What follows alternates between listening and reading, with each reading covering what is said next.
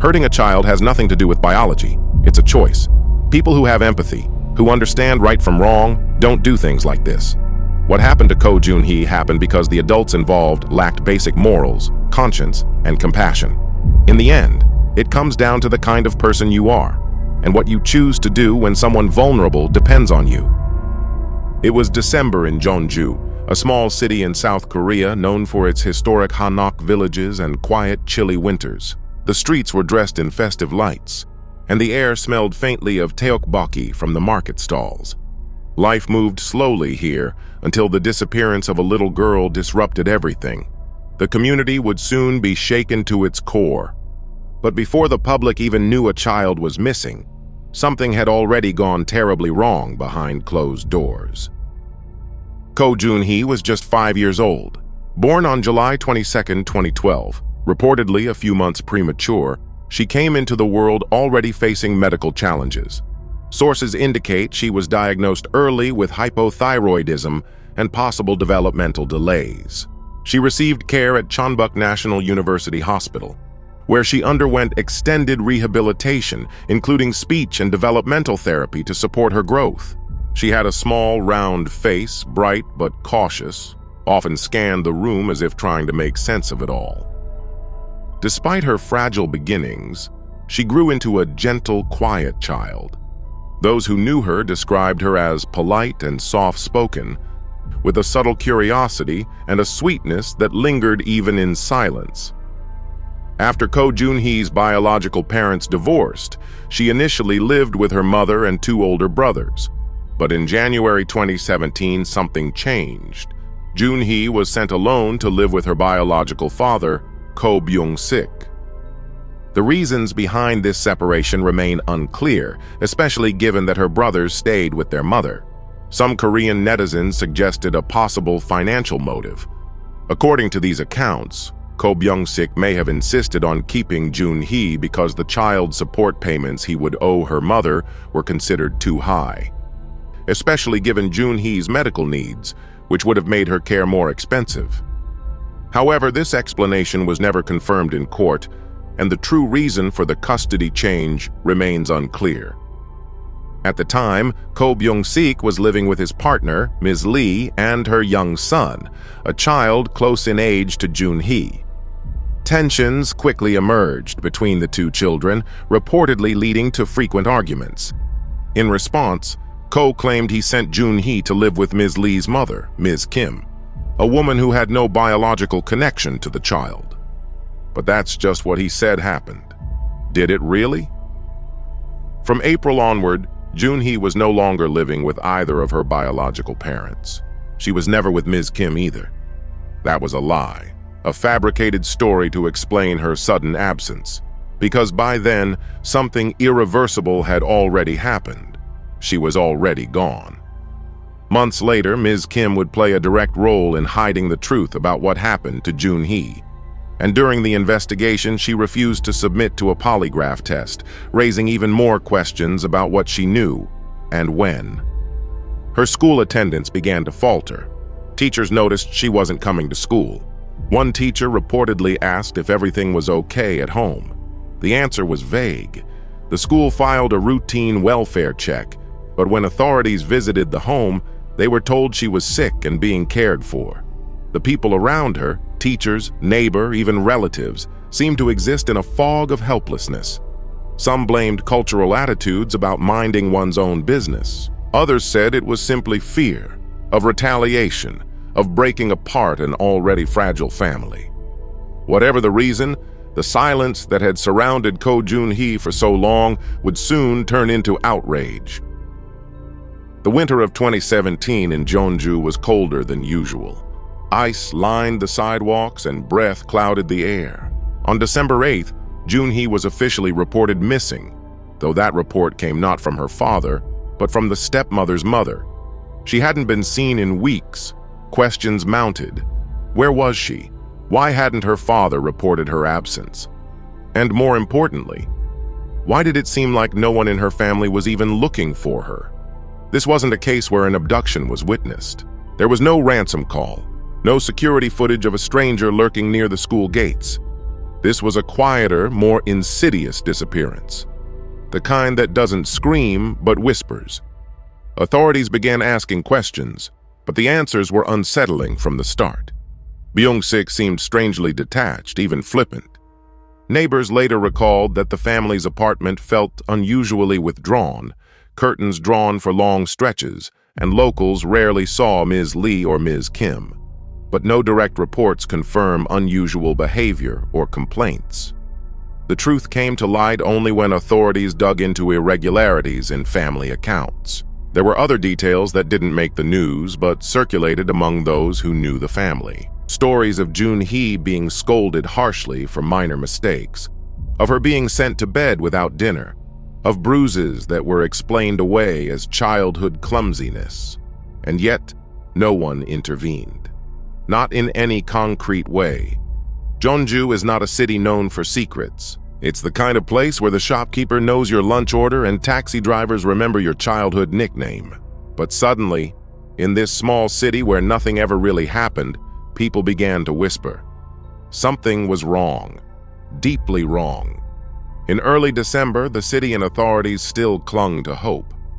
There was no indication of foul play yet, just reports of a missing child and conflicting family stories. Law enforcement had turned the investigation into a public search, distributing flyers and offering rewards for tips. At that stage, many assumed it was likely a misunderstanding. A child sent to live with relatives, or a father confused about her whereabouts, rather than something irreversible. What they didn't know was that the truth was far darker than anyone imagined, and the clues were already hiding in plain sight. Joon-hee was just 5 years old when she disappeared. She had once lived in a home filled with siblings and familiar routines, but everything changed when she was moved to live with her biological father, his partner Lee, and Lee's young son. The transition was abrupt and isolating. The new household felt cold, both emotionally and socially. There were no signs of birthday celebrations, no family outings, no warmth. Neighbors barely saw her. Little by little, Joon-hee faded from the community's view. According to court records and police testimony, Joon-hee became the target of escalating physical and emotional abuse. Her father, Ko Byung-sik, was volatile and controlling.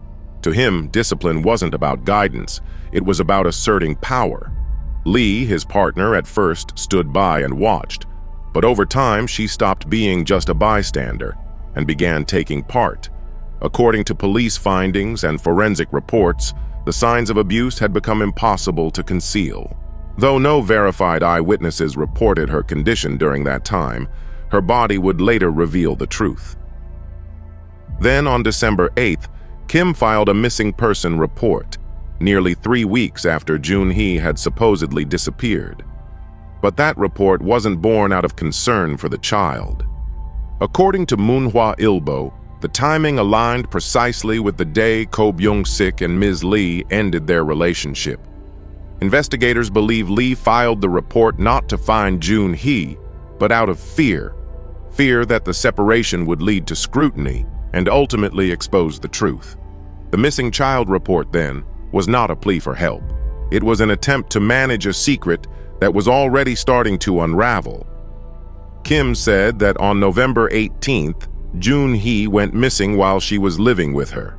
Kim claimed she had stepped out briefly, and when she returned, the girl was gone. However, her explanation soon fell apart.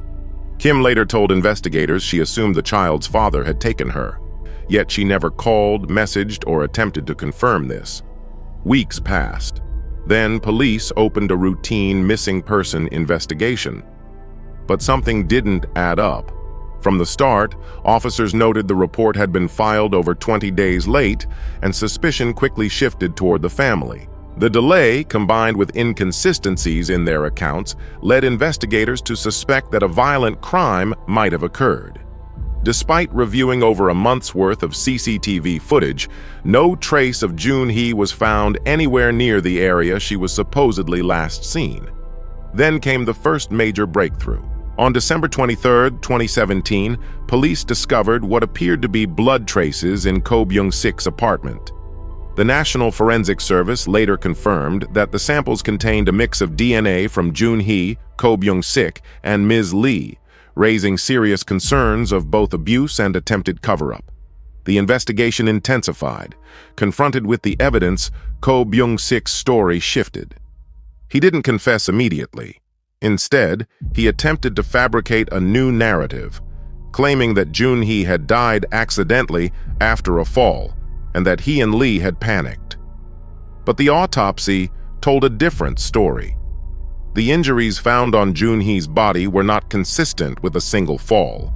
They showed clear signs of repeated and deliberate trauma. On December 28th, Ko Byung-sik finally confessed. He admitted to abandoning his daughter's body in April, months before she was ever reported missing. Following his statement, police began a search, and at 4:45 a.m. on December 29th, they found Ko Joon-hee's body. She was wrapped in a towel, buried on a hillside in Gunsan. Ko Byung-sik was taken into custody and held at Deokjin police station. Normally, a buried body takes about 8 months to fully decompose. But in Ko Joon-hee's case, something unusual happened. Because she had been wrapped in a towel and buried in dry, well-ventilated soil, the body was shielded from direct contact with decomposing microorganisms. Instead of standard decay, the conditions led to partial mummification, a process where the body dries out and preserves soft tissue, slowing the natural decay. Her remains were transferred to the National Forensic Service, where a detailed autopsy was conducted. In court, forensic experts presented a grim picture. Joon-hee's body showed clear signs of prolonged abuse. Multiple fractures in various stages of healing, deep bruising across the ribs and back, chronic malnutrition, bleeding in the knee joints, widespread blisters, severe inflammation. There was no evidence she had ever received medical treatment. She hadn't just been harmed once. She had been suffering for months. Experts testified that her father had repeatedly stomped on her right leg, from the ankle to the calf, and even up to her thigh. The area became discolored, swollen, and infected, leading to blisters and deep tissue damage. The progression was medically consistent with 1. Bruising and circulatory collapse. The force of repeated trauma severely damaged muscle tissue and restricted blood flow. 2. Skin breakdown and blistering. Continued injury and pressure caused open wounds vulnerable to infection. 3. Infection pathway. In the absence of treatment, bacteria likely entered the bloodstream, possibly leading to cellulitis or sepsis. 4. Systemic decline. Combined with broken ribs and chronic inflammation, her body may have gone into shock or organ failure, cited by experts as probable causes of death.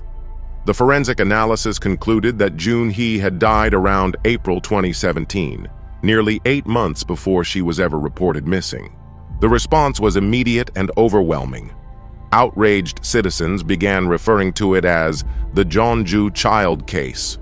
Online forums filled with grief and anger, protests formed outside the police station, people lit candles and left toys, mourning a child they had never met but couldn't ignore. Petitions circulated demanding tougher penalties for child abuse, calling for legal reform, systemic change, and accountability at every level. The case struck a deep nerve, symbolizing not only Joon-hee's tragedy, but the many unseen children suffering in silence. By late December, all 3 adults, Ko Byung-sik, Ms. Lee, and her mother, Ms. Kim, were arrested. The trial began in early 2018. Prosecutors sought the maximum sentence for all involved. Public sentiment was clear. This wasn't a lapse in judgment or a tragic mistake.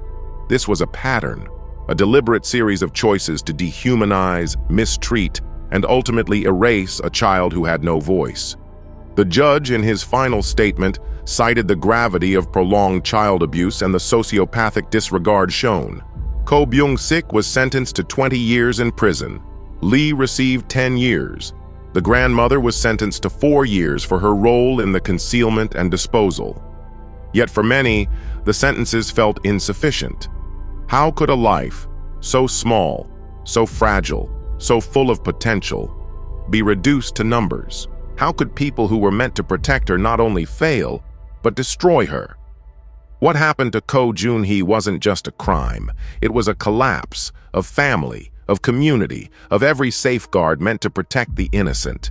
She was 5 years old, and no one heard her cries until it was too late. Justice came, yes, but far too late. Psychological analysis segment. What you're about to hear is a general psychological interpretation based on the known facts of the case. This is not an official forensic report or psychiatric evaluation, but an attempt to understand the possible mindset behind the actions.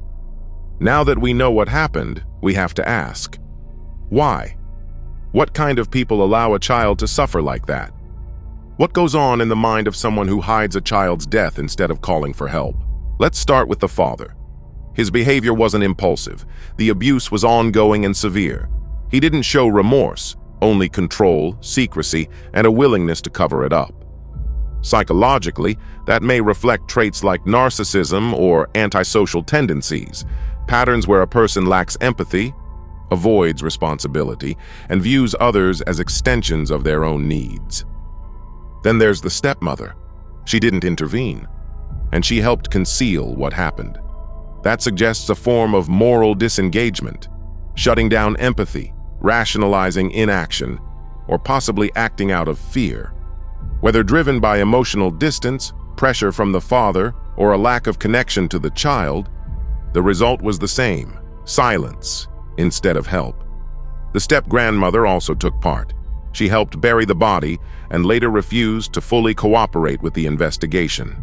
Her behavior suggests denial, guilt, or a cold prioritization of family reputation over a child's life. Again, this is not a clinical diagnosis, but based on the behavior reported, we're not looking at a moment of panic. We're looking at repeated, deliberate choices. Psychology can help us recognize patterns: lack of empathy, group complicity, detachment. But ultimately, this was about personal morality. These were not people who lost control. These were people who made a series of decisions and failed a child in every possible way.